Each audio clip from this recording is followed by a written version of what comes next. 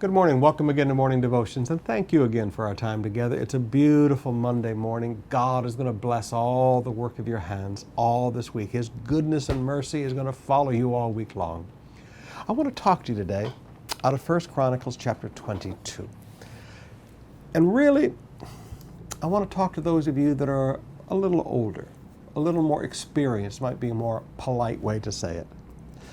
In 1 Chronicles chapter 22, verse 5, David said, "My son Solomon is young and inexperienced, and the house to be built for the Lord should be of great magnificence, and the fame and splendor in the sight of all the nations. Therefore, I will make preparations for it." So David made extensive preparations before his death. Now I want you to notice, there are things that we can do better at different seasons in our life. Now for those of you that are older, we have a job to do. We have a job to prepare for the next generation.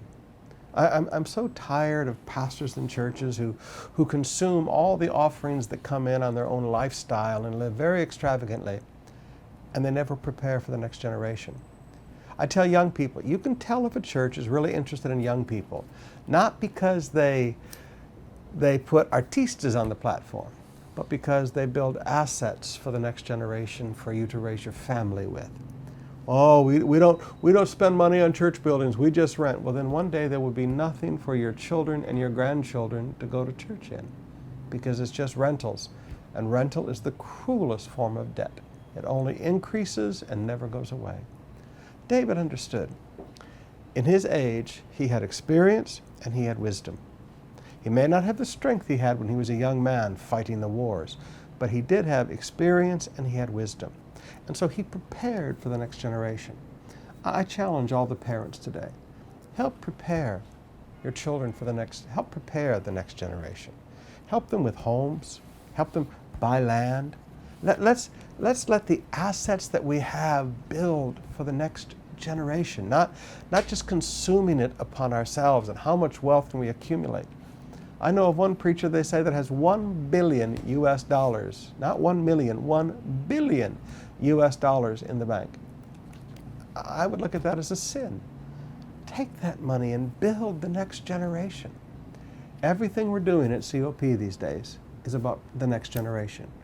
In just a few months, I turn 60 years old. I get my dual citizenship. That'll be cool. I get my free movies.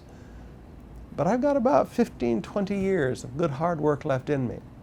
In these next years, I want to build for the next generation. I want to see our spiritual children and our spiritual grandchildren having more and more, and build a platform where they can accomplish more than we have ever dreamed of. Now, there are great examples of this in the world today, and there are bad examples of this in the world today.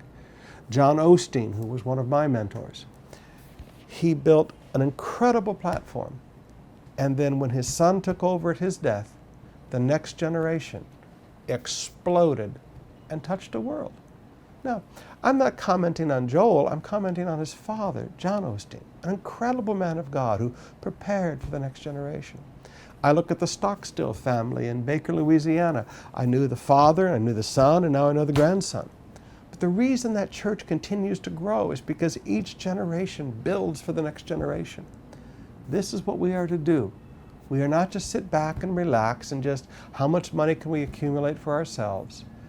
Let's build for the next generation.